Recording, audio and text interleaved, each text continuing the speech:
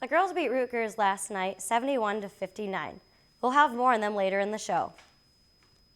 Now, the men's basketball team has had their share of ups and downs since conference play kicked off late last month, including a big win over 17 Purdue last week and a disappointing loss on Sunday versus Northwestern.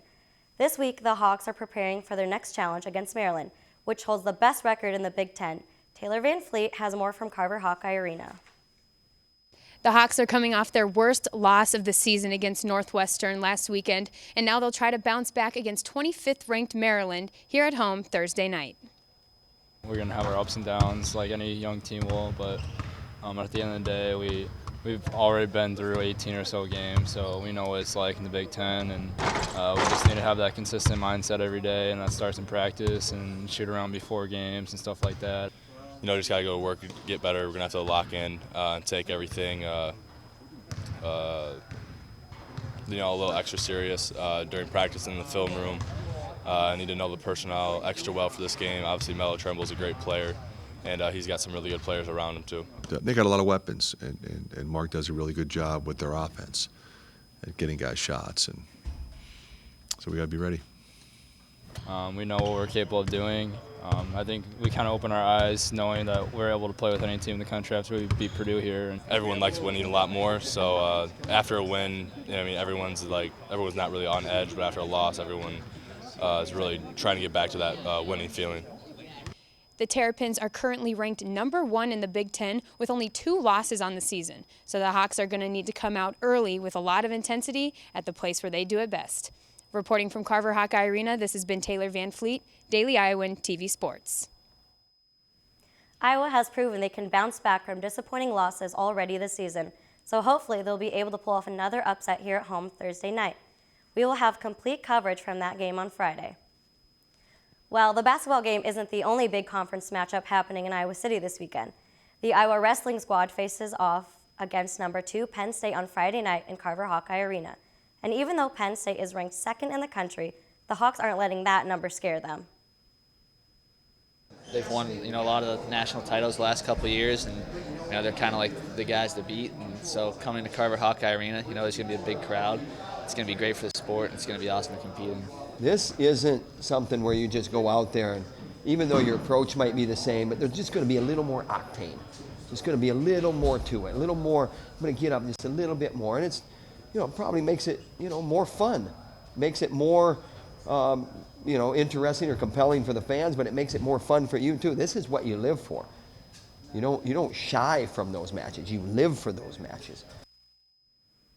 So far, 3 Hawkeye wrestlers, junior Brandon Sorensen, redshirt freshman Michael Kemerer, and Cash Wilkie have undefeated career records in the Big Ten duels, and they're looking to continue that streak on Friday. The Hawks also haven't competed against the Nittany Lions since 2015, which they won, and so far they've won 24 consecutive Big Ten duels, which is the 3rd longest in conference history. So a win against Penn State will be necessary to keep that streak alive and well. Moving on to women's basketball, not only the players are a big part of the success the team is having this season, Mary Kate Harrion has more. Not only players sit at the end of the bench for teams. Iowa seniors Blake Winter and A.J. Smith took on their role of the Iowa women's basketball managers their sophomore year, and they work day in and day out to make sure these women are successful both on and off the court. I transferred here my sophomore year, was kind of interested in just being a practice player, but I talked to Abby Stamp, the director of basketball operations, and she asked me if I was interested in being a manager, and so that's how I kind of got started with the role. I've been playing basketball and been around basketball since I was in 3rd grade and all throughout middle school and high school. And like I said, I didn't do it my freshman year, so it was kind of like a hard thing not being around that kind of like family or team atmosphere. And then when I got back and joined the women's team, it was just awesome to be around that kind of family atmosphere and that team aspect, and that's what I probably enjoy the most. Even though these boys do not have to play in the games, they put in plenty of extra time and work to make sure the team has the best opportunity to win. Being a manager, you got to come here, you got to learn how to kind of train. We do a process where we try to help you come to camp, try to work through it. We have a thing called practice squad. A lot of guys get into that, and then if we see they're working out, working hard, we ask them to be a manager. It's kind of a long process too, because they got to be here for Christmas break, spring break, the summer, camp. It's a whole long process.